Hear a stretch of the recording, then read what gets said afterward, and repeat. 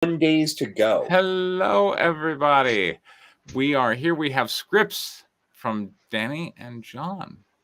So, welcome, Danny and John. I'm so happy you two are here to. Your green screen's a little messed up. That's because it's not a green screen. It's just the computer's just throwing stuff up there. Well, But it's not coping with your sound foam very well. I'm aware of that.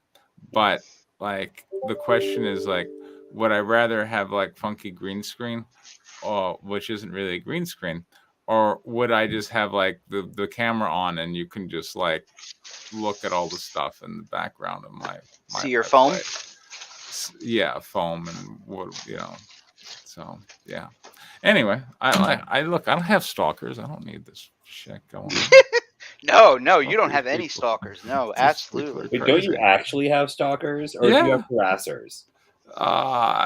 Whichever. What's the difference? What's the difference? I'm pretty sure one of those things is more of a crime. Law enforcement is hesitant to get involved, but hey, John and I are about to be co-owners of a $700,000 judgment.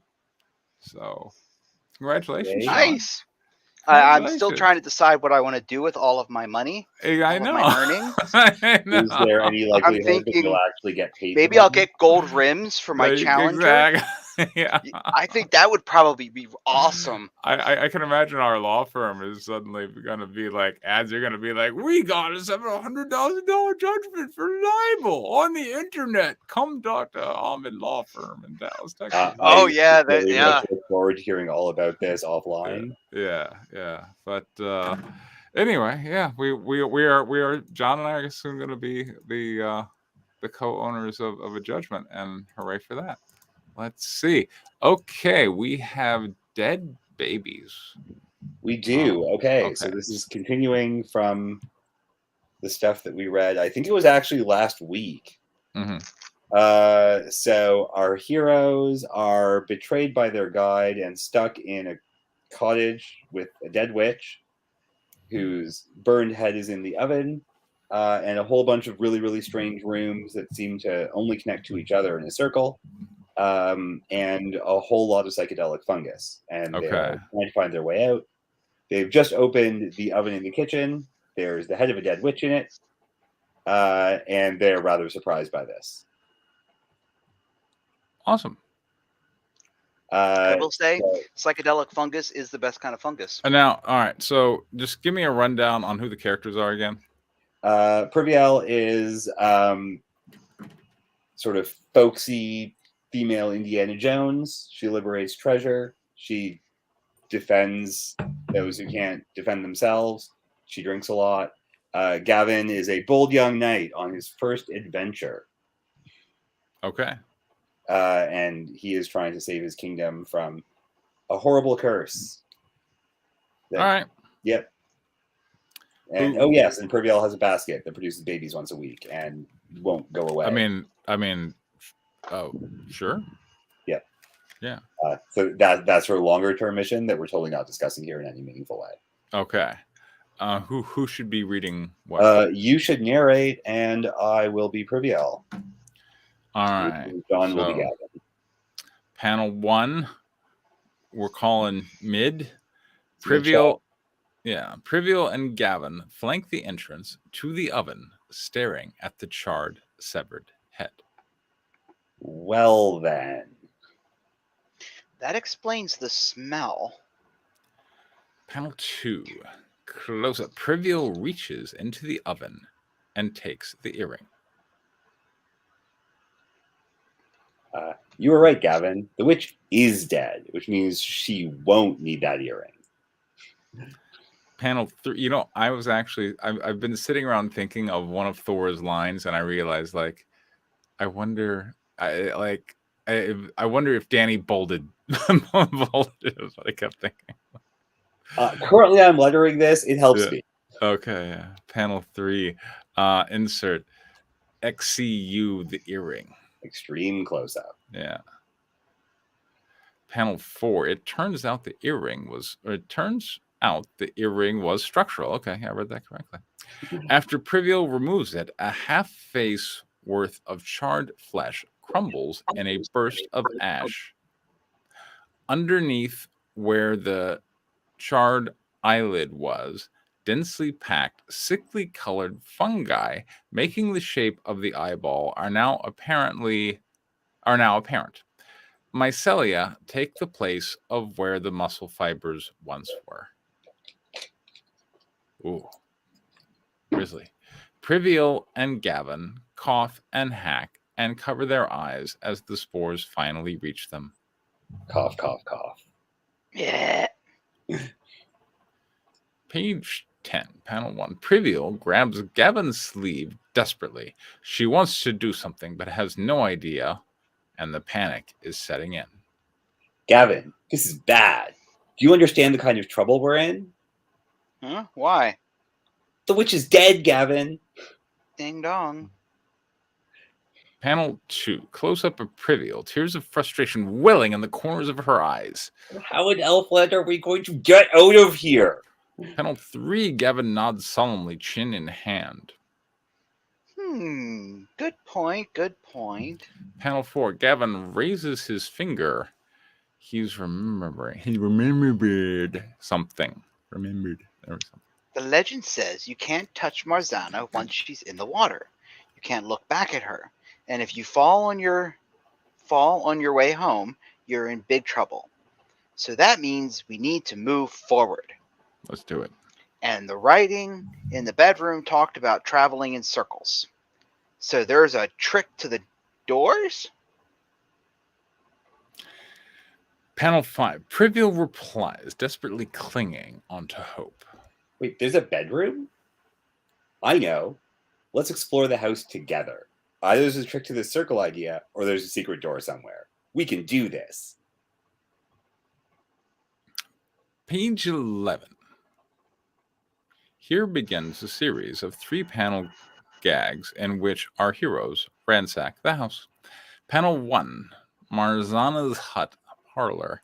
Profile. Gavin and Privial enter the parlor through the door. Privial leads.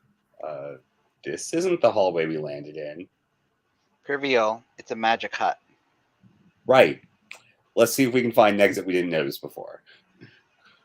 Page 2. Privial upends the letterbox, spilling the bones of a long-dead mouse across the coffin table. In the background, Gavin stares deeply into the eyes of the half-taxidermied poodle. There was a clue here. This guy probably ate it. Hello, what are you? Panel 3. Gavin sticks his head up the fireplace to look for clues. Privial kicks over a couch towards the BG to look underneath it. And we have a slam. It's all graded up. This isn't the way out. And another slam. Nothing under here. Let's try the next room. Panel 4. Gavin pushes the dresser along the wall, not knocking it over, to see that there's nothing but wallpaper behind it. Privial opens the trunk to the front of the bed. It's all full of skulls. Nothing on this wall. Who sleeps by a trunk full of skulls, Gavin? Page 5. Worms. Gavin lies on his chest on the floor to look under the bed. A look of shock on his face as he sees the shriveled, partially rotten remains of a dwarven cleric, the fungi growing through the patches of its exposed skin. In the background, Privial approaches the graffitied palindrome on the far wall. The beard means you're not Marzana. Poor soul. Find anything? Just a dead dwarf. View from behind. Privial's head is encircled by the graffiti palindrome on the wall. Gavin hops to his feet, coughing into his hand. Cough. So dusty. No matter which way I look at it, the words are the same. I hate riddles. Page 12, panel 1. View from the window. Privial fanatically rips books from the shelves to see behind them. Gavin leans against a table reading a small book. Why is there nothing here but the wall? All work and no play makes Gavin a dull night. All work and no play makes Gavin a dull night. All work and no play makes Gavin a dull night. Panel 2. Interior, Marzana's hut workshop. Priviel stands on a stool to peer inside the cauldron. Gavin stares out the window, enraptured. Gavin, I nearly forgot. These purgatory trumpets. No, sorry, that's the wrong line. Yep. Nope, just cauldron. Whoa, that's sword. Panel 3. Priviel hands Gavin the bottle of dried purgatory trumpets. He stares at her. Priviel hands Gavin the bottle of dried purgatory trumpets. He stares at her in awe. I feel like that should be a semicolon. Gavin, I nearly forgot. These purgatory trumpets can be rendered into a medicine to cure the Black Tongue. What? Really? There ought to be enough here to save your people. If we can get out of here. Get out. View from behind Priviel as Gavin gives her the biggest hug ever, bottle in hand, tears of joy streaming down his face. You're my best friend, Priviel. Panel 5. Wide. Gavin steps back, staring at the bottle, wiping the tears from his face with the back of his left wrist. Priviel looks down, holding back tears. You know that for sure. Time was I had some rudimentary training in alchemy. Oh? I don't want to talk about it. Panel 6. Interior, Marzana's hut kitchen with boundless exuberance. Kitchen pulls Priviel through the door and into the kitchen by the wrist. It looks very much like it did when he left it, except it's rendered unrealistically. Surrealistically, right.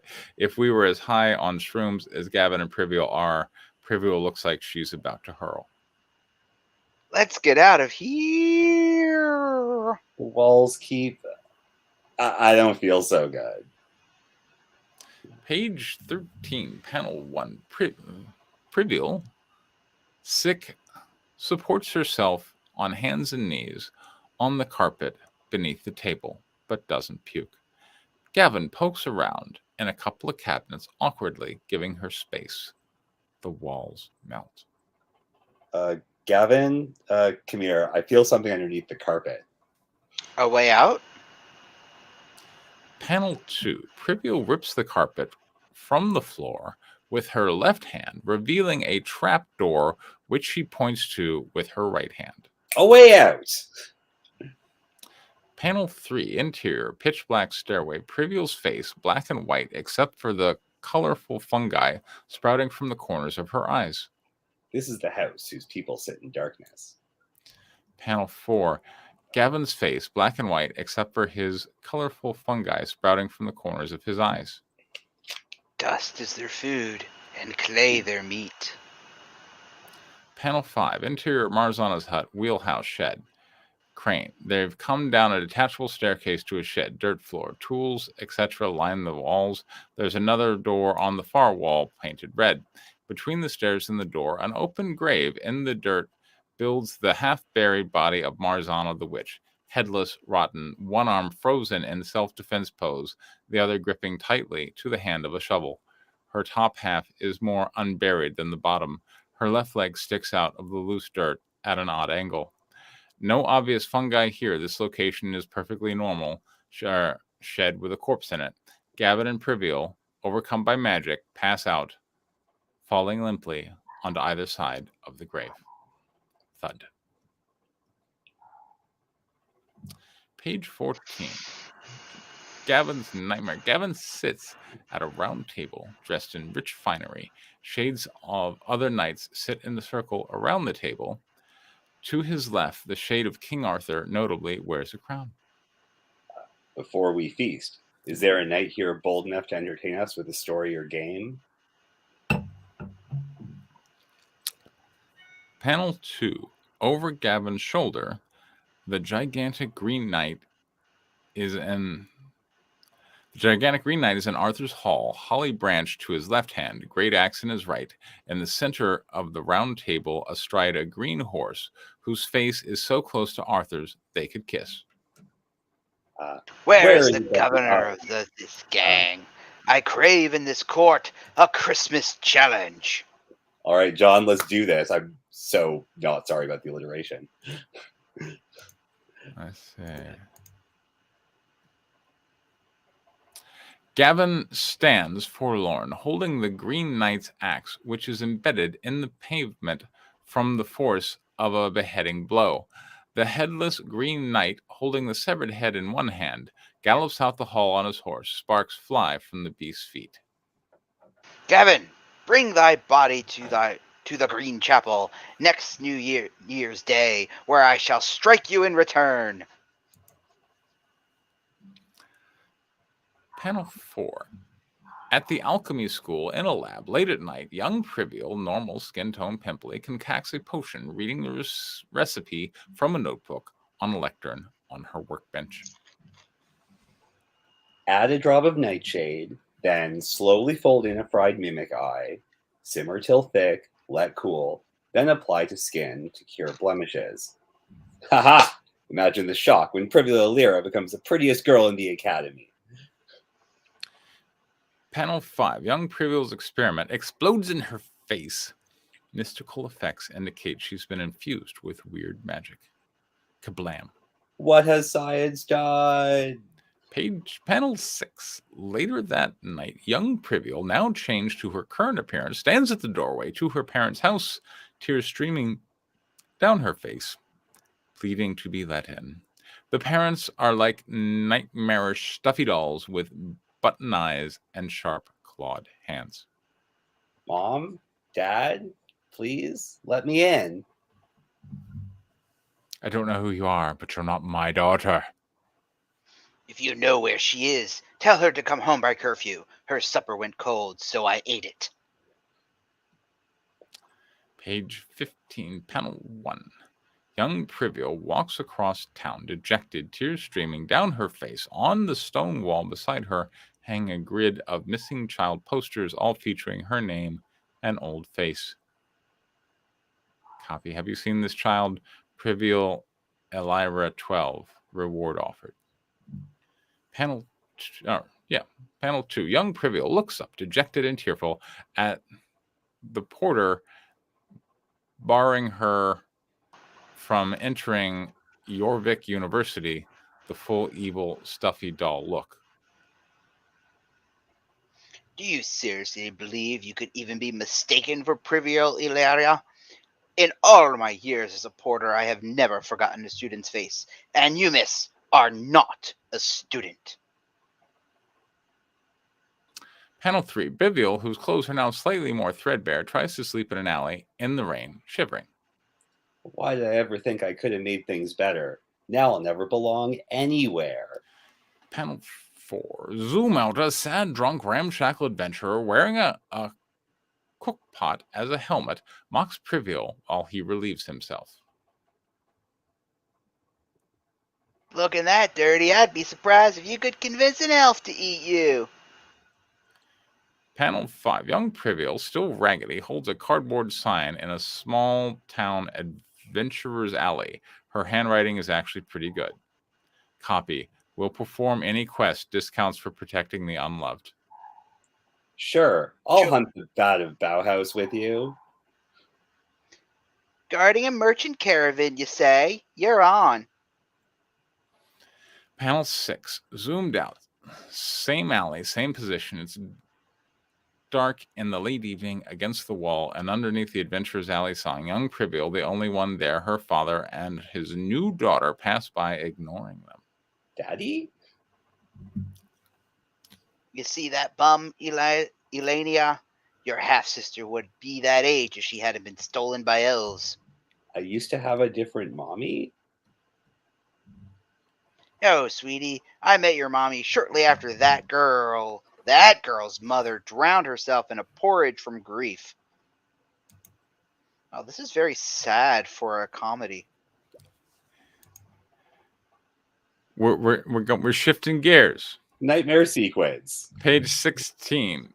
It's a horror comedy. Gavin Yeah, kneels apparently. at the Green Chapel. The Green Knight stands beside him, swinging his axe to Gavin's neck. Art thou ready to conclude our Christmas game? Aye, sir, on my honor. Panel 2, close up. Gavin screws his eyes closed tightly, fearing the blow. Panel 3 gets repetitive on purpose. The Green Knight swings again.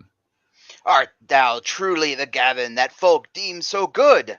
Panel 4, Gavin's eyes are stuck wide open. The axe has cut some of his hair, which floats to the ground before him. Ho ho ho! Panel 5, the Green Knight swings again.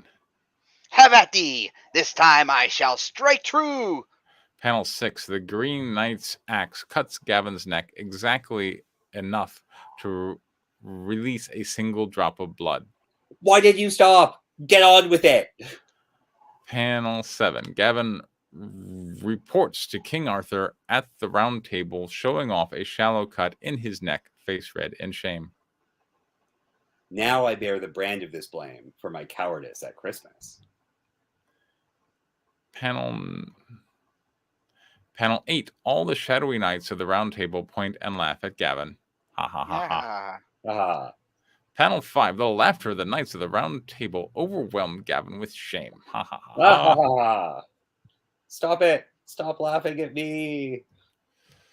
17. See, it would be cool if, like, Gavin's eyes turned green here. He had, like, a Bill Bixby transformation. Oh, yeah. Yeah. That would be cool. Yeah. Make Sorry. me angry. Yeah. Page 17. Panel 1. Gavin tosses and turns in his dream beside Marzana's grave, holding a dagger to his own throat. Stop it. I'm honorable. I did nothing wrong. Page 2. Gavin's eyes snap open. He sits up. That's right. I did nothing wrong. I can cure the curse of the Black Tongue just as soon as... Panel 3. Gavin rushes to Priviel's side and tries to shake her to consciousness. Priviel, wake up. Priviel. Panel 4. In a muddy back alley, Teen Priviel crouches down and holds some food in her hand, trying to befriend a very cute, obviously hungry alley cat. A poor street urchin passes the mouth of the alley.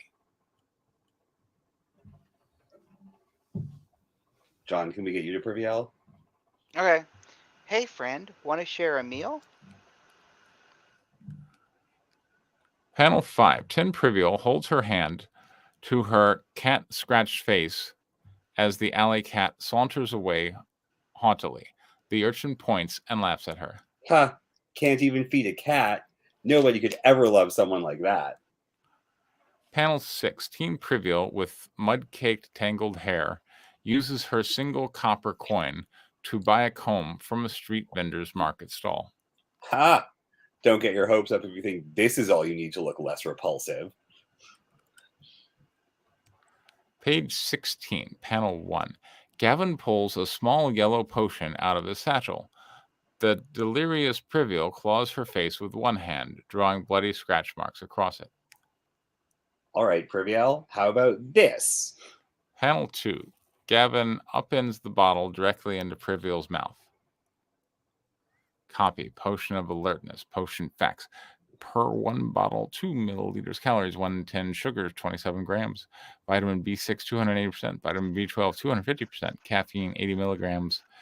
Mana, 0.1 milligrams. Enchantment. Contains caffeine. Not a significant source of vitamins or nutrition. Not recommended for children. Directions: drink up to 1 bottle per day as needed. May cause elevated blood pressure, twitchy eyes, paranoia, or jitters. Warning: extended periods of sleep deprivation may lead to psychosis, hallucinations, delusions of competence, and mood swings. Yeah. Magical 5-hour energy? Magical 5-hour energy. There you go. Panel 3. Teen Priviel drinks alone, walking up a street. The wall behind her shows evidence of a lost child posters with her old face. Voiceover: nobody could ever love somebody as lonely as you.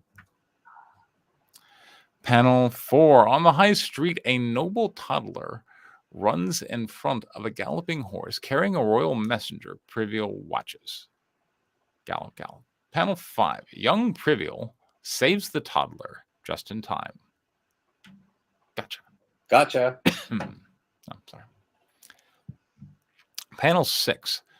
Before she has a chance to even put the kid back on the ground, it kicks her in the face, trying to escape. Mommy, the scary lady smells like sadness. Have her killed. Panel 7. Interior Marzana's hut. Wheelhouse shed. Gavin struggles to restrain Privial, whose delirious body is attempting to stab herself in the chest with a dagger. You can overcome this, Privial. I couldn't have gotten this far without you. All right. So there we go. I know not as much comedy as promised, but yeah, that's okay. Comedy's tough. This feels a little bit like that X-Files episode where Mulder and Scully are in a giant mushroom and just tripping balls. And the I remember an X-File episode where Mulder had some sort of drugs or then went to like a country music rave. All right, so the X-Files episode went like Mulder and Scully are investigating something out in a field, and they end up falling into this big fungus pit, like the ground. They're in this big chamber of fungus, and they manage to find their way out, and they go back to the hotel and whatnot. But Scully's back in the hotel and she's in the shower, but the water is all like funky and yellow.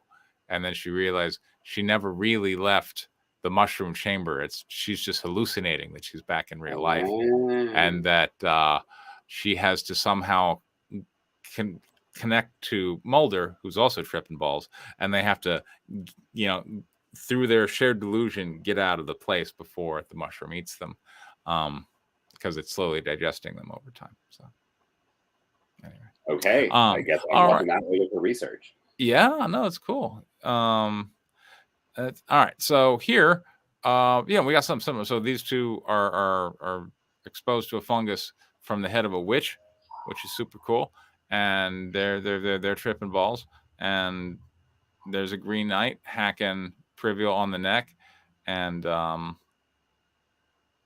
Gavin's delusion is that he's at King Arthur's court, that's Gavin, who's got the Green Knight delusion, Green Knight, with at King Arthur, and Privial, or what's Privial's delusion again? I'm trying to remember. It's Privial's the one having the nightmare about being rejected by her parents.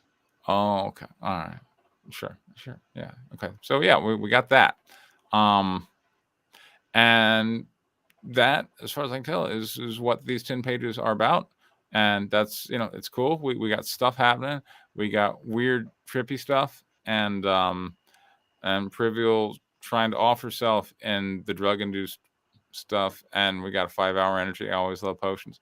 So that was cool. Yeah. All right, John, what do you got? Yeah, I liked the Gavin stuff, the Gavin hallucination. I thought that was a lot of fun. There's a lot of things to play with there. And I believe there was a Green Knight. That's right. The Green Knight was one of the bad guys in the Arthur Tales, wasn't he? He's pretty neutral. It's been a while since I've read of Sir Gawain and the Green Knight, which Gavin is based on Sir Gawain from, is pretty much that story. He comes to King Arthur's court. Hey, let's play a game. Gavin is like, I'm honorable, and I'm going to go defend King Arthur. I'm going to cut this fucker's head off. He does. Turns out, that doesn't kill him. And then Gawain is sort of stuck going on this adventure to his own death. For the rest of it. And he takes himself very, very seriously. And everyone around him sort of tells him who he's supposed to be, in my reading of it. And it's a really interesting sort of, I think, examination of, shame and honor and this chivalric tradition. Anyways, at the end, he picks up what's supposed to be a magic belt, brings it to the Green Chapel, and he's like, okay, I'm good. turns out the Green Knight was someone he was staying with for a few days while he was recovering from fighting dragons and ogres and just being outdoors in winter. So the Green Knight, like, he's like, okay, I'm gonna get you. Oh, I'm gonna get you. Oh, okay, well, you lied to me about this other thing, but I forgive you because you were doing it to save your own life. And then he comes back and he's like super ashamed of himself. But it's also Christmas time. King Arthur wanted a Christmas story. Everyone laughs at him, and then ultimately, as the story goes, the Knights of the Round Table begin to wear green belts. Historically speaking, there is still an Order of the Garter in England is the highest knightly order, and that's one scholars suspect that Sir Gawain and the Green Knight is sort of an origin story for this English chivalric order that exists in real life. Okay. So yeah, I haven't read King Arthur since I was in high school. So, so anyway, I liked the tie-in references. I thought that was pretty cool, and I kind of like what you did there. And yeah, the house is very visual, which is always a plus for this medium. So. All right. Well, give me the constructives then, guys. I mean, it is what it is. It delivers. I mean, I don't know, John. What do you think? I thought Privial's sad story was too sad. Okay. All right. I mean, yeah, I it understand is that heavy. you're doing, and I understand that you're doing nightmare dream sequences, but there have been comedies where characters have had nightmare dream sequences, and it's still funny and fun. And if I am reading this story and expecting a comedy, and I get this book, I don't. I'm not entirely sure how well it's going to play. I think the Gavin and the Green Knight, I think that can be amped up a little bit to be more comedic. And I think there's plenty of room to do that. I think you can just, dial up some of the eccentricness of that story, the eccentricness of the Green Knight. I think that could be easily dialed up a little bit to make that more insane and fun. And we can still feel for Gavin and his shame because we know how much of a big deal that is to him, but it can still be done in a way that's funny. The Privial thing, I really just don't get it, and maybe it's because I've never seen the character. I mean, is she always ugly? Like, is this kind of a thing? And no, she's not ugly. What we're currently working on in the design stuff is figuring out, like, my very, very early description of her is like she always stands out on the page. And so we're thinking of coloring her like kind of like how Moon Knight was done in the Alan Moore run a couple years ago.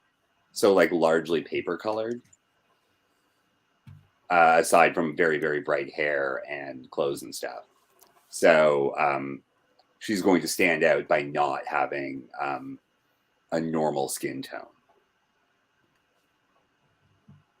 and that's through the entire story. Yes. So that's just So what, during this ugly phase, she's just going to look normal?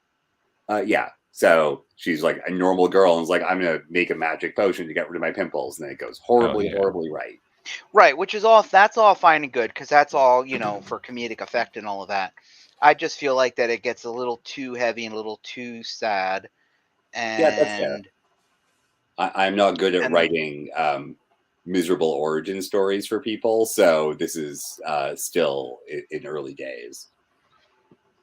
Yeah, as I said, I wasn't a huge fan. I think that I'm not thinking of any exact examples, but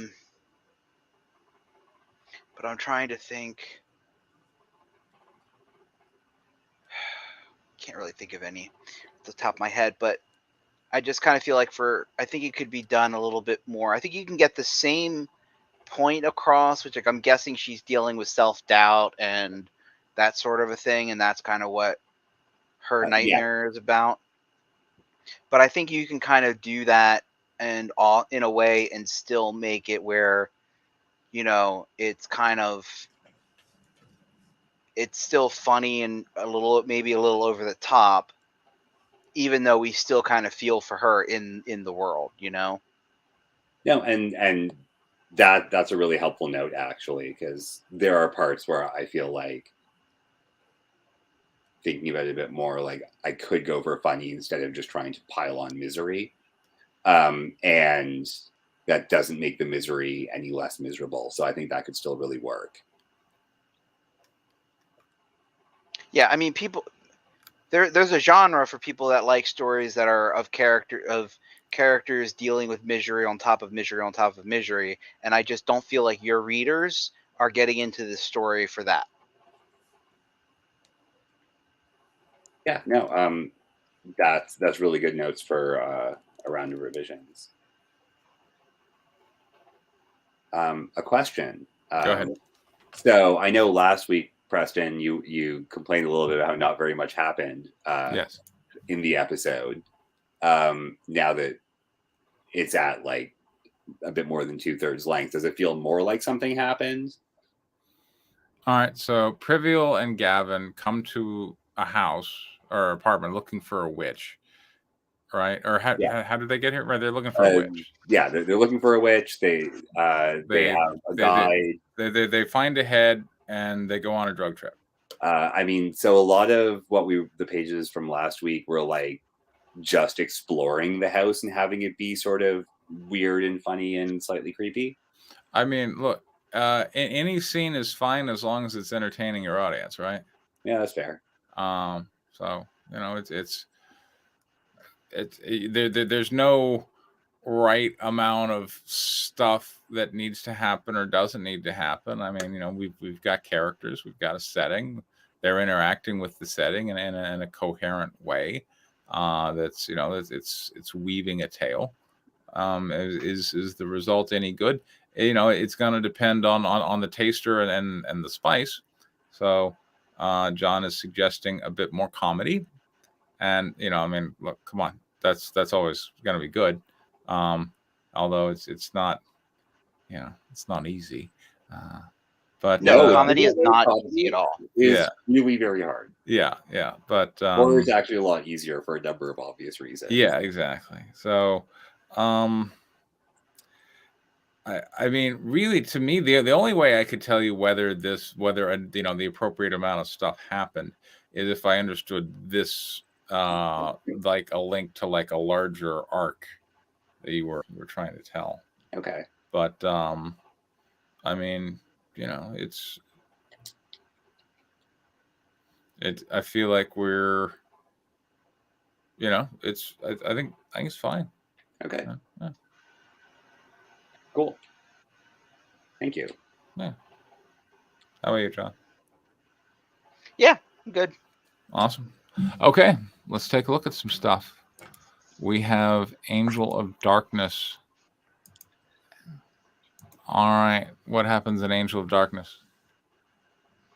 So we're picking up right where we left off. Yeah. Zombies on the train. Our heroes have gotten are split up. I want to do that. I want to share a window. That's even better. Okay, go ahead. I'm listening. Our heroes are split up. So we've got Amos and Aaron, I believe, are in coach number 6. Yeah. There's zombies in number 5. Of course. And there Hansu and Chakande are in coach number 4, I believe. I might have my numbers. Anyway, the point is, our heroes are split up, zombies in between. So now they're all trying to figure out what they're going to do. And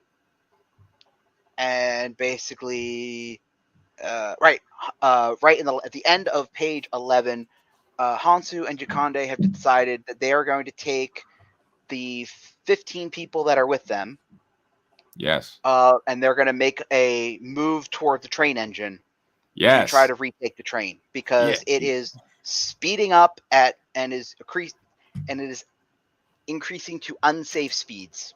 All right, now Threatening remind me, derailment. remind So me, what is because the safest speed to ride a train full of zombies? exactly. Say again? What is the safest speed to ride a train full of zombies? There you go. Well, it depends whether or not you want to derail the train or not. Yeah. Ah, All right. right. Restraining So the train? now, Hansu, wasn't that the guy who got zombified? No, that was Njoko. Okay. Njoko Okay. got zombified, Right. And then his brains got exploded. and then his brains got exploded. Okay. I remember that. But Ojoku was trying to take over And Njoko was trying to take over the train, but train. human Njoko was trying to take over the train. Right. Then he got killed. Then he got zombified. And zombie Anjoko was trying to take over the train. And then zombie Androko also tried to take over the train, but for a different reason. Right. Well, he was at least united in his purpose. Yes. So Yes. that was cool. Which doesn't get to happen very often, you know. Fantastic. Yes. So like here, I'm zombie. I'm going to give you zombie powers, and you still get to take over the train. yeah. So but then his brain got exploded. Okay. So there's been a lot of struggle to get to the engine, and we're still not there, but we can tell that something's going wrong with the engine. Yes, something is going because the steam engine is not supposed to get hotter and run faster when nobody's controlling it. It would supposed to cool off, which would be the train would slow down. Right. Yeah. Okay. Steam.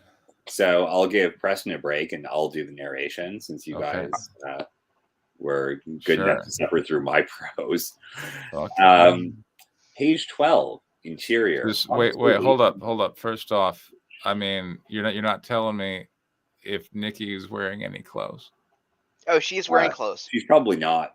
Okay. See, we don't know. Yeah, I figured she was just sitting there, just titties a bouncing. But all right, here we go. All right. I mean, she's on a train. They would be a bouncing. They would, yeah. And it's a train moving at very unsafe speeds. Yeah, exactly. I mean, maybe put some tassels on her to leave it more. Yeah, as exemplified by the violent motion of her breasts.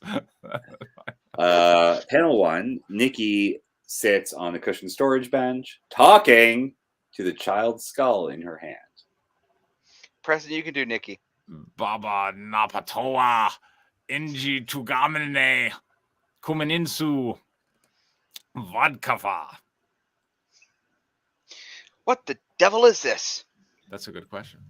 Panel 2, Amos stands foreground, angry, temper rising. Aaron stands behind him, almost in shock at the revelation.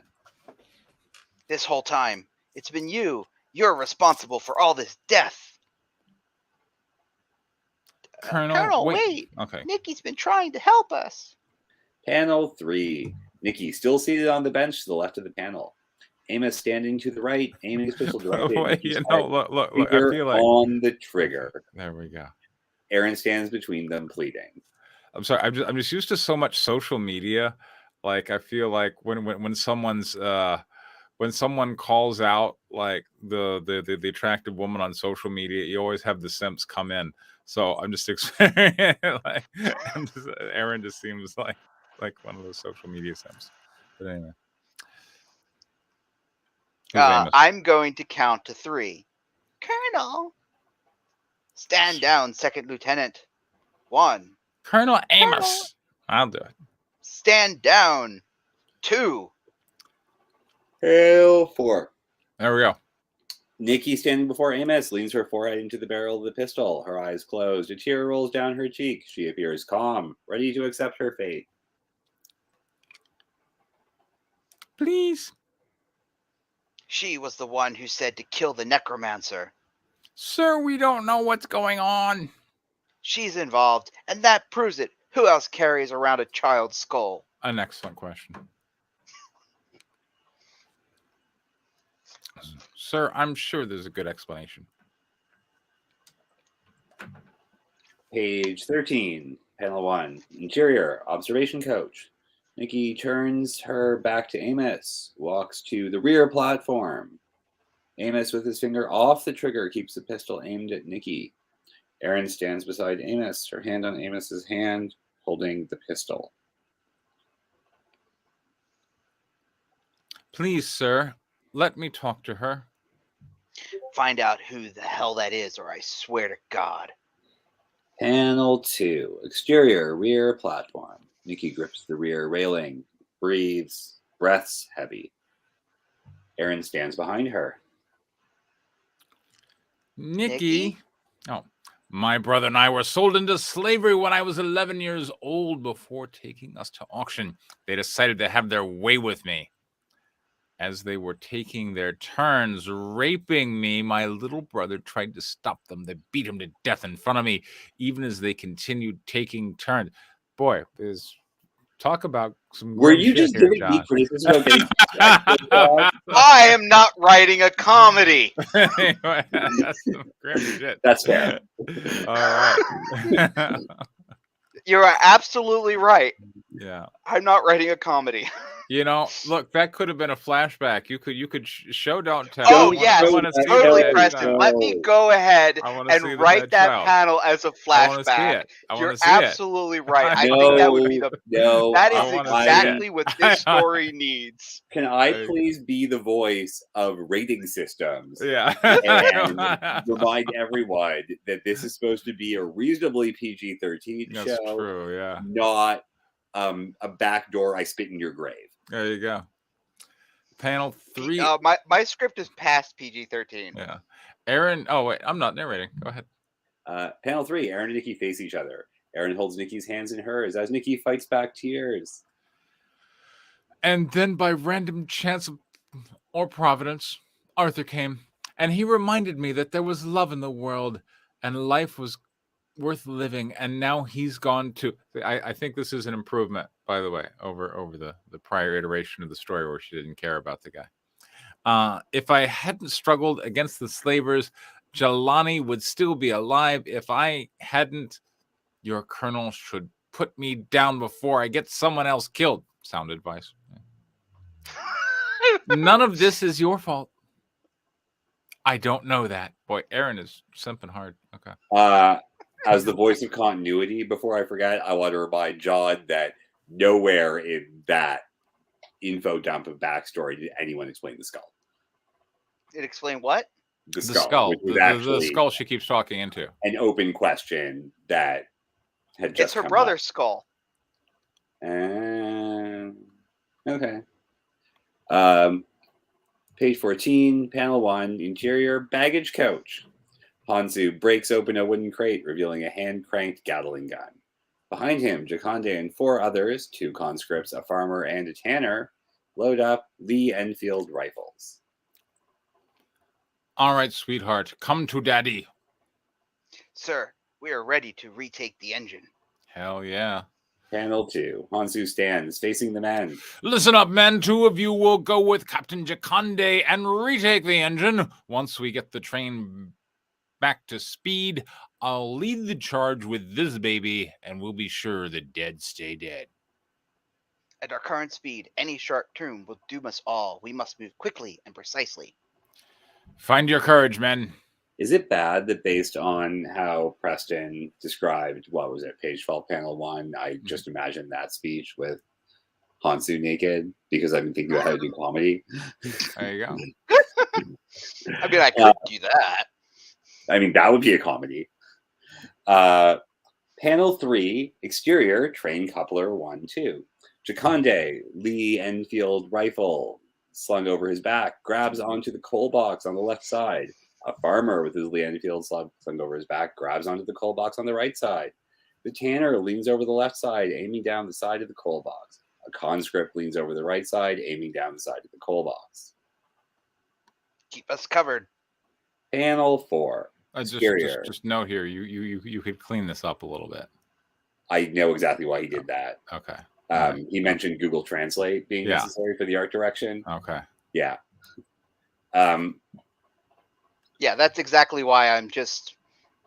Yeah, that's exactly why it's that way. Panel 4, exterior rear platform. Nikki sits on the side ledge of the train, her feet resting on the steps. Our view is down the side of the train and coal box, where nothing is happening. We don't see any people whatsoever. Yeah. Oh, that's a good point. Panel 5. Yep. Interior observation coach. Nikki rushes in where Amos and Aaron engage in a heated conversation. The captain is retaking the engine. Dun, dun, dun. Page 15, panel 1. Interior train engine. The Shadow. The Shadow. Himself into the zombie fireman. Panel 2. Exterior train engine Colbots. The zombie fireman leaps onto the railing, startling the farmer, who loses his grip and falls off the train. Oh no. The conscript fires. The bullet rips through the zombie fireman, who remains unfazed by it. Bang. Ah! Panel 3. Exterior train coupler 1-2. The zombie fireman throws the conscript off the train as the tanner shoots it through the coal box. Bang. Bang. Anyways. Panel 4. Interior baggage coach. Hansu cranks the Gatling gun, swinging the barrel left and right. Use motion lines fading to indicate movement. A flood of bullets rips through the luggage and storage boxes. Rat-tat-tat-tat. Panel 5. Exterior train coupler 1-2. Bullets rip through the train wall, cutting the zombie fireman and the tanner in half. Blood explodes in all directions as the two are literally cut into pieces. Literally. Okay. Yeah. Page 16. Panel 1. Interior baggage coach. I think if we're writing for Google Translate, you can take out literally. That's true. Yeah. Probably, yes, you're right. I can imagine Google Translate giving literally in some foreign language, literally meaning Meaning figuratively? Yeah. What does literally mean in Portuguese? Yeah, exactly. Hansu's gleefully continues shooting until the conscript pulls on his arm. Major, what are you doing? Panel 2. Hansu, angry, shoves the conscript into the wall. The conscript wears an expression of fear. I just saved your life, you ungrateful prick. But sir, the others. Taking the engine failed. If you don't want to die on this train, help me with these charges. Wait, they gave up? They Yeah, three panels, they gave up? I feel like we're missing some panels here. This, you know. Panel 3. Hansu pulls dynamite from one of the crates. Behind him, the conscript runs out of the baggage coach into train coupler 2-3. Fine, stay on this godforsaken train. Panel 4. Interior train engine. Jaconde opens the flutes, cooling the engine. The gauge in front of him shows the temperature returning to the yellow area. Hell yeah. Wait, but the Shadow only just possessed the fireman. Story's moving fast. So the story's got places to go. All right. So why the story's got places to go. Putting more coal in the fire when the Shadow wasn't controlling him. Okay, whatever. Page 17, panel 1, interior baggage coach. Jaconde enters from train coupler 1-2, finding Hansu wiring up the baggage coach with explosives. Hell yeah, he is. Major, what happened? There's blood everywhere. Hell yeah, there is. The zombie, they came for everyone. I did what I had to. The engine is cooling and will be safely within normal operating temperatures. We must go back for the others. And die with them? No, we made it this far. They didn't. Am I, completely missing a zombie attack? I thought he was just shooting the Gatling gun through the cabin. Danny, this is not the time for constructors. Okay. Panel 2, Jaconde pleads with Hanso. It's not right. This isn't about right and wrong. It's about survival. We started this with 18 men. Now it's just the two of us. There's still an entire coach full of the dead between us and the others. Panel 3. Jaconde points to the Gatling gun. Hanso smirks. But now we have that. All right, I'll cover your back. Panel 4. Hanso is an honorary Texan. Jaconde picks up the Gatling gun as Hanso stands behind him with a loaded Lee Enfield. You sure? This was your idea. I can keep all the fun to myself. Or I can't. Yeah. I can't. I am not allowed to keep all the fun to myself. There we go. Panel 5, exterior, train coupler 2-3. Jaconde steps out onto the coupler platform, holding the Gatling gun. The gun strap goes up and over his shoulder. Hanso stands behind him with the Lee Enfield. The conscript stands in passenger coach number 3, staring at Jaconde and Hanso. Major, I thought you said... Page 18, panel 1, exterior, train coupler 2-3. Hanso kicks Jaconde in the back, causing him to stumble. The weight of the Gatling gun strapped over his shoulder sends him falling off the coupler platform. Oh no! Oh no! Panel 2. Hanso looks over the chain railing as Jaconde's body is chewed up under the wheels. Blood splattering into the air like a popped water balloon. No, Hanso, why did you do that? Why did you do that? Hanso, come on. That was your only friend. Apparently not, as we're soon about to find out. Yeah. Panel 3. Hanso points and snarls at the panicked conscript in passenger coach number 3, staring back at him.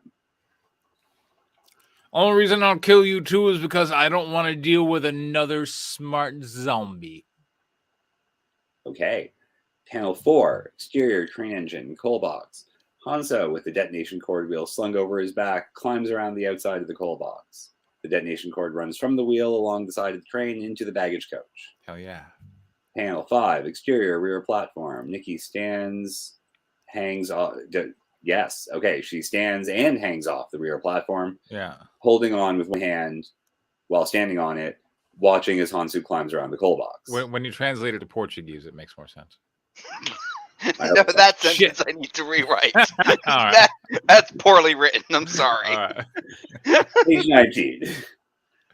Panel 1, interior train engine. Hanso kneels down, wires the detonation cord into the plunger. Panel 2, Hanso shovels coal into the furnace. Panel 3, Hanso closes the flutes. The temperature gauge shows the needle going back into the red. Yeah. Oh no. Panel 4, interior observation coach. The storage bench sits open. Amos and Aaron by the table where several Lee Enfield rifles are laid out along with boxes of ammunition. Nikki bursts into the observation coach from the rear platform. The Major has made it. The Major has made it to the engine. Finally, some good news. They weren't. Then why aren't we slowing down? Panel 5. Aaron looks at Amos, worried. Nikki stands behind her to the side. Maybe something happened to him? Or maybe he plans to leave us. Dun, dun, dun. There's more, yay! There's more. Page yeah. 20. Panel 1. Interior train engine. Hanso stands leaning back against the console as the shadow hovers directly in front of him. Well, there's no one dead here, and I'm not afraid of you. Is that all you've got? Have at me. Panel 2, exterior train engine, coal box. The shadow hovers away from the train engine towards the back of the train. Hell yeah. Panel 3, interior passenger coach number 6. The shadow forces itself to the nose and mouth of a zombie farmer. Hell yeah. Panel 4, interior passenger coach number 5. Zombie farmer faces full speed down the center of the coach. Okay. Well, I don't know why he does that. I How think do you races? face full speed? What does that mean? It Races? should be races full speed. Races. Okay. I looked at the keyboard and saw those letters were beside each other. There we go. Yeah, Dead sometimes bodies. I type too fast for my own good. Yeah, I know. You'd be surprised how many spelling mistakes you can catch by just looking at a keyboard. Yeah. Zombie farmer races full speed down the center of the coach. Dead bodies lay on the ground and benches on both sides. Panel 5, interior passenger coach number 4. Zombie farmer faces full speed down the center of the coach. Dead bodies lay on the ground and benches on both sides. All right, he's going for the touchdown. There we go. Panel 6, interior passenger coach number 3. Zombie farmer races full speed down the center of the coach, leaving the conscript standing in the corner, pissing his pants. Oh yeah. He's That was a good use of copy paste, John. he's going the Yeah, distance. yes. Page 21 splash page. Hansu train Interior engine. Hansu drops the dynamite plunger. I don't know if that's a splash page. I mean, it's just a guy pushing a plunger, but all right. Fair enough. I mean, in a train engine. I mean, or does he like let go of it and it falls down? I'm not sure. Anyway, all right. So we had zombies, and we had Nikki, and we had Hanso just going a little crazy. Absolutely an advocate for guns rights, which I appreciate. and using as much violence as possible. In fact, I think he went above and beyond on the level of violence necessary to solve this problem. And for that, I salute Hanzo. Nikki, our confused antagonist, remains confused, and I'm still not sure what she does other than look pretty and summon zombies. But that's a note for constructors. But she was here, looking pretty, and that was cool. So, all right, good. Danny, what you got? There was definitely some action. You got, I mean, you wrung the pathos sponge dry on Nikki very successfully.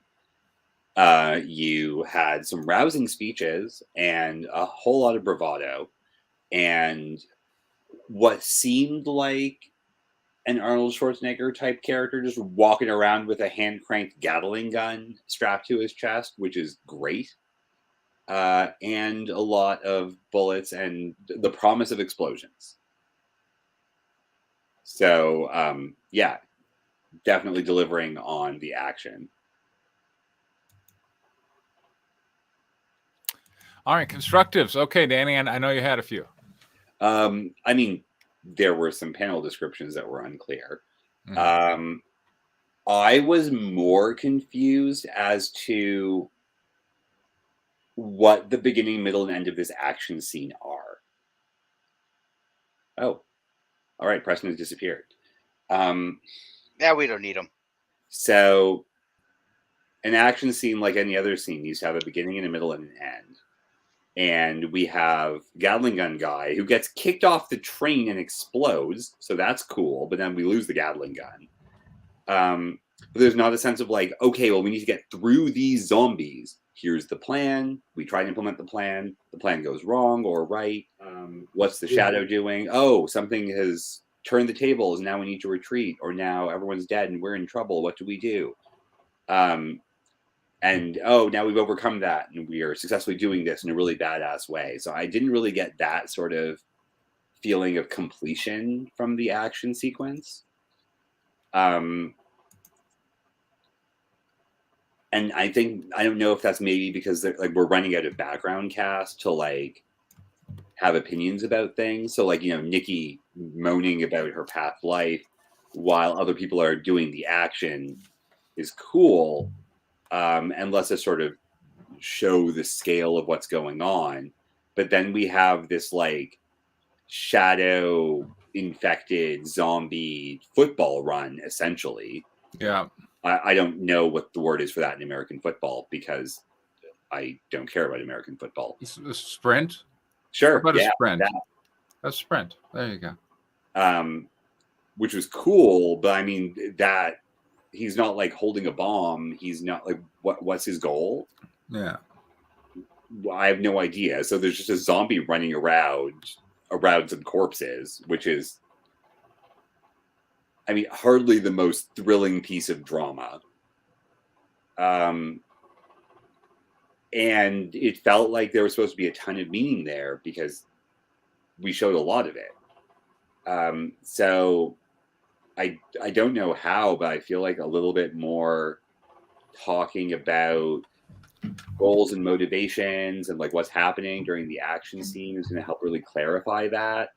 Although I will say that some of the confusion is partially because of the lack of visual clarity I have about the differences between each of the train cars, which is not going to be a problem in the finals. The train cars are all identical. It is going to be a problem in the finals. Awesome. The letter is going to. The letterer is supposed to name all of the train cars in captions. I see, and that's in the script. It's in the letterer note on page 1 where it says. I do remember that note, and so yeah, that's going to help. We jump around a lot, so please just label all of the locations when they shift. Yes, that will help. But yeah, so like I don't get a feel of like a back and forth or like a serious struggle happening over the control of the train.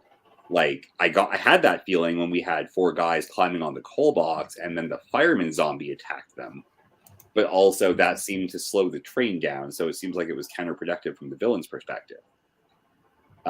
So again, I wasn't quite sure what the flow of that action was, and I felt like my confusion about that took away a lot from my understanding of how badass all of these explosions and guns are. Okay, so there is,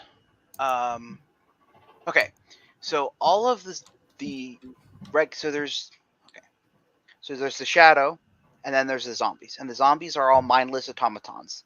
They can do simple tasks, but nothing complicated. Run, attack, attack that target type of thing, or don't do anything, or stand still. The shadow can possess one of the zombies and then can basically control it, give it a mind, and it can do things. But there can only be one. There's only one shadow, so it can only infect one zombie at a time. So the zombies, unless they're given commands, basically just kind of stand around and do nothing. Because they have to. So right, so like, hey, we need to cross this train car full of zombies is not really a threat to our protagonists. It is, because if the zombie says stop them or kill them, they'll go after them and kill them, which is what they do repeatedly. Could it also be problematic for our protagonists because some of the people who used to be their friends are among the dead? And we have maybe some secondary characters talking about how they don't want to shoot their neighbor in the face?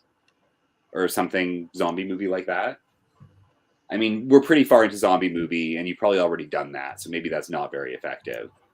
But yeah, the zombies don't seem like they're a threat unless they're being controlled, which doesn't... So the thing with these zombie...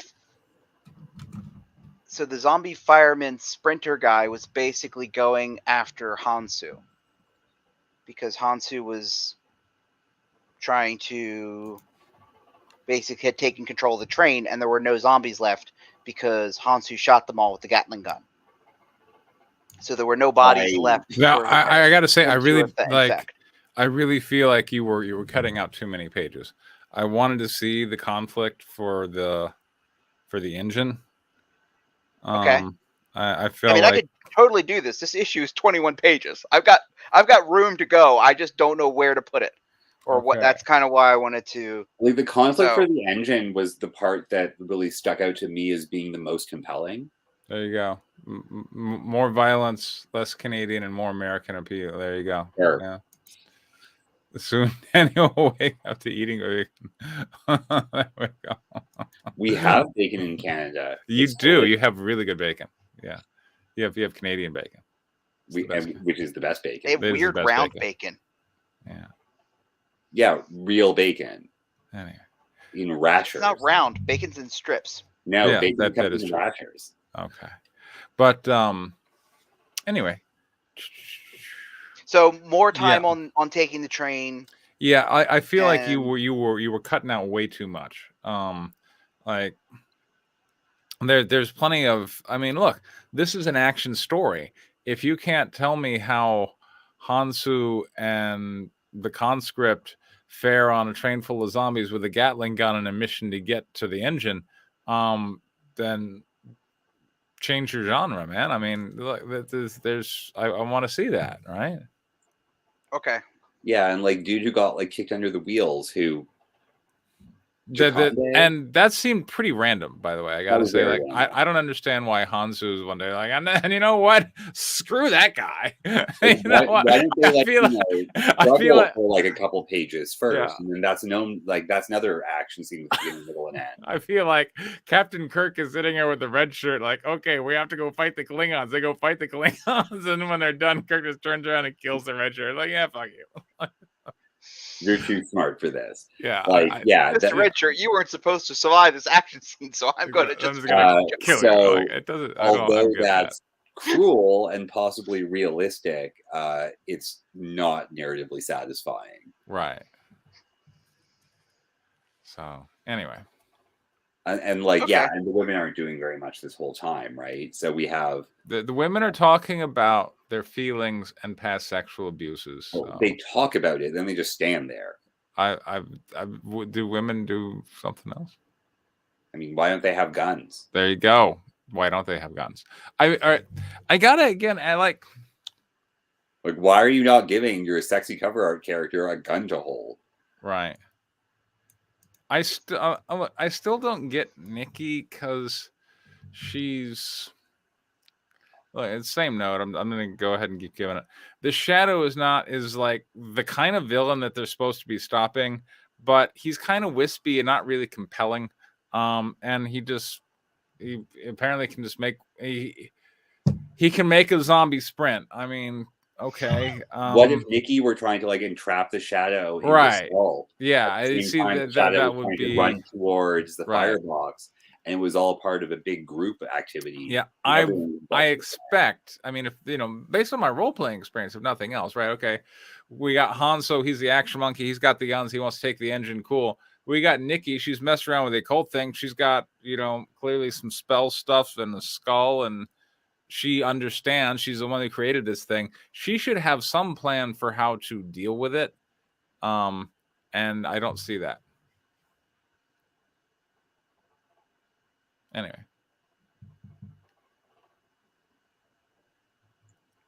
So that's all I got. Sorry, John. Yeah. John has disappeared. No. It's John is frantically taking notes. All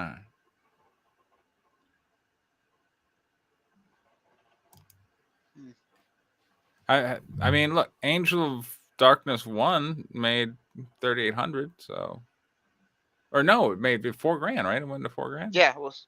Yeah. That's I broke $4,000 before it ended. Yeah, doing all right. So Angel of Darkness 2, it's gonna get in the backers' hands. They're gonna be happy. But just based on the cover, I mean, you set Nikki up as this woman who sits in pentagrams with skulls and summons some forth zombies. I feel like she should have something, Has she done any of that on the train yet? Like a big ritual? Hey, Danny wants to know what the timeline is for. She's already done her summoning ritual. She talked to the skull a bunch. Yeah. And then she explained the Shadow a little bit, I think in issue 2. Mm-hmm. But she hasn't done a magic on the train that seriously affects other people, has she? No, not yet. Because that would be fun. She tried doing a spell, but it didn't work. Well, and why hasn't she tried something else? She hasn't fully. Her powers have not fully matured. Okay. She's not completely in control of her magic at the current time. Is there a way that she could try to intervene and make this worse for our protagonists?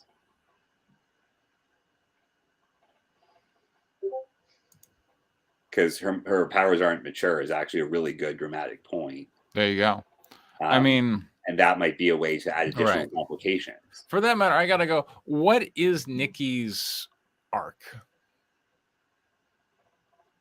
She summons why did she summon the Shadow again to kill somebody specific or other? And all right, well that's a reveal at the end. But okay, she summons wait, there's like a twist at the end, right? Yes. Okay, all right, which explains why Nikki is maybe standing around more rather than doing something more active. Okay. I'm okay with, the usual suspects with zombies on a train. Yeah. I'm trying to just make sure that the story stays as interesting and compelling as possible before the reveal, because I can say that there's this great, amazing reveal that happens toward the middle of issue 4, but honestly, if you're bored to tears by the time we get there, you're not going to be there. Right. So I don't want to say, well, it'll be totally amazing by the time we get to middle of issue 4 if you're bored to tears in 2 and 3, because you're never going to get to 4. So I do want to make 2 and 3 as compelling and interesting as possible. But yes, a lot of the things are going to, and Danny wasn't here when I brought it through the first time, so he doesn't know a whole lot about the twist. And I know, Preston, you probably forgot most of what the twist was, which is fine. I do that but sometimes. Yeah, it's a at the very same impossible you forget, Preston. Yeah. But at the same time, I still need 3. I can't have the 3 rest on the laurels of 4. Right. I mean, you have Because- Nikki and Anna, and those are 2 chess pieces that you're leaving off the board for some reason. Well, Aaron and really Amos extended are in the back. They were in the one group, and then Hansu and Jakande were in the other group. but they don't have anything to do. There's a train car full of zombies between them. That was established in the last 10 pages.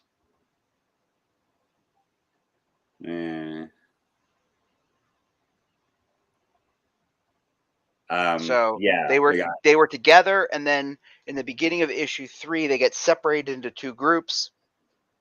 Like, what if they like climb on the roof and maybe try and help? The train's moving at unsafe speeds. Well, that sounds like a really good tense, dramatic action scene then.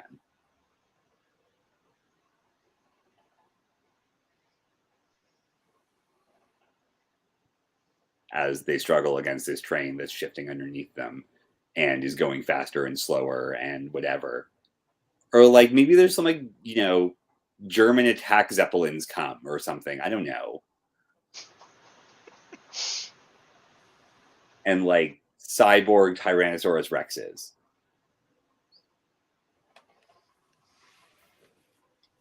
Okay, maybe that's a bit extra. Yeah, that might put me in the realm of comedy, and I'm not sure I want to go that. I mean, Hot Girls on Dinosaurs moves a lot of product as well. It does. An embarrassingly large amount of product. Right. I don't know why people like dinosaurs so much.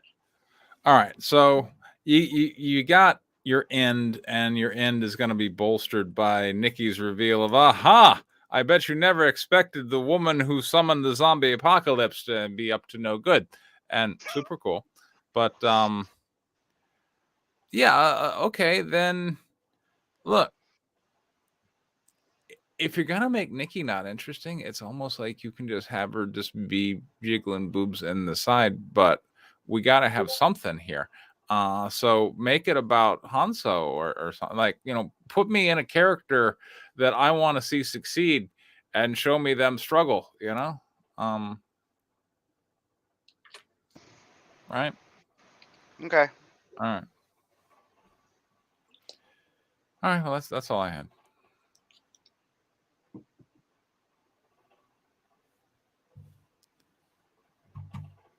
I don't have any more than that. Sorry, John.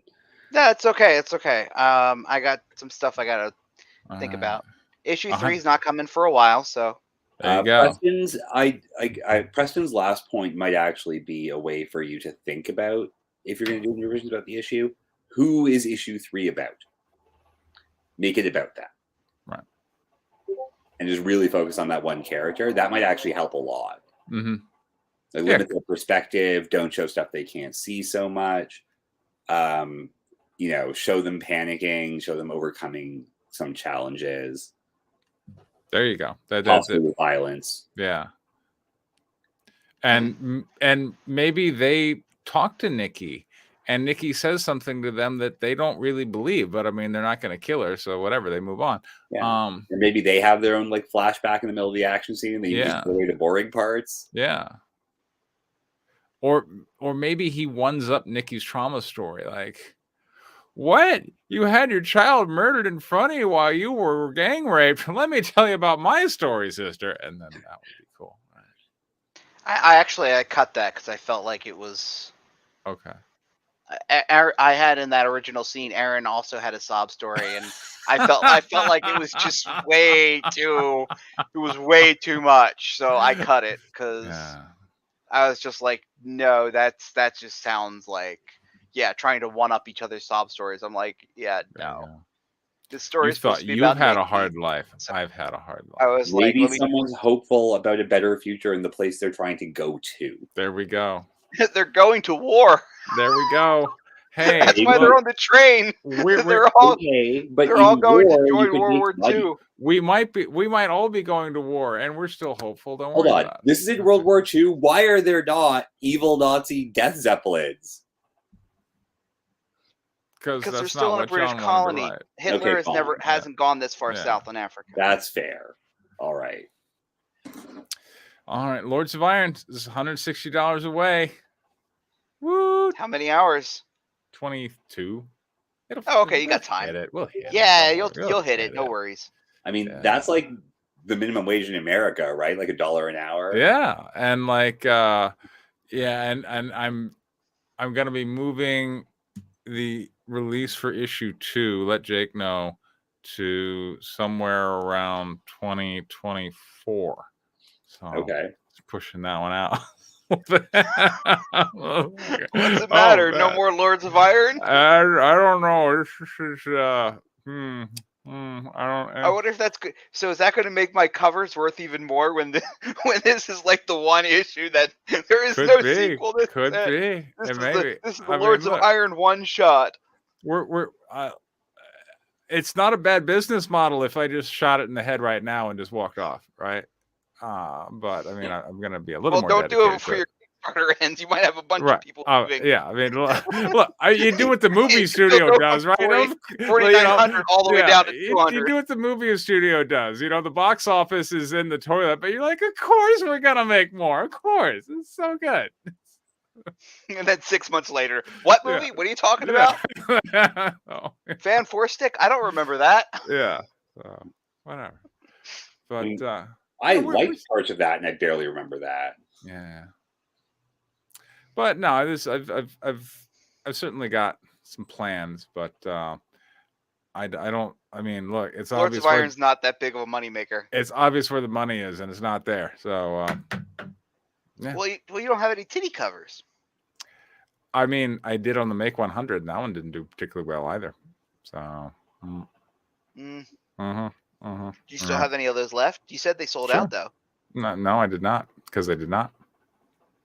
They did for Palace, but that's because maybe I'm Palace confused. sold out. Lords of Oh, maybe. no. I still got Yeah, some, Palace yeah. was the one that sold out. Okay. Yeah, that one sold out. Yes. Yeah. So, Did you have a anyway. naughty cover for this one? I the Make 100 I did back in November. Yes. For Lords of Iron. Lords of Iron. Well, yes, correct. Yeah. And I mean, that was like Trinity. So That was Trinity. Yeah, she was fine. Look, it's fine. It's fine. No one cares. I'm moving on. I'm gonna come up with something. You know, it's a write-off. it's yeah. I mean, I'm gonna have a lot of conversations about it. I printed up 5,000 at API. I'm gonna be giving out books at cons to get email addresses, and you know, the more I talk to people about stuff, the more people look. They give me ideas. I'm like, yeah, it should be people walking around in smog in Los Angeles with a big giant face of a Japanese woman smiling as she drinks soda. Some stuff like that, you know. yeah, you're already writing a cyberpunk. That project. sounds very Yeah. Blade Runner. Well, yeah, that's because that's That is literally Blade Runner. that is literally Blade Runner. Yes. It's like one of the first shots of Blade Yeah. Runner. Yeah. Okay. I'm like, I knew that sounded familiar. Yeah, I knew it sounded familiar. Yeah. But anyway, all right. Next week we will have a discussion about the amazing success that Lords of Iron was, which currently is only $160 away from hitting goal. So thank you so much, and I will see everybody next week. So bye. Good night, everybody. Bye. Night, everybody.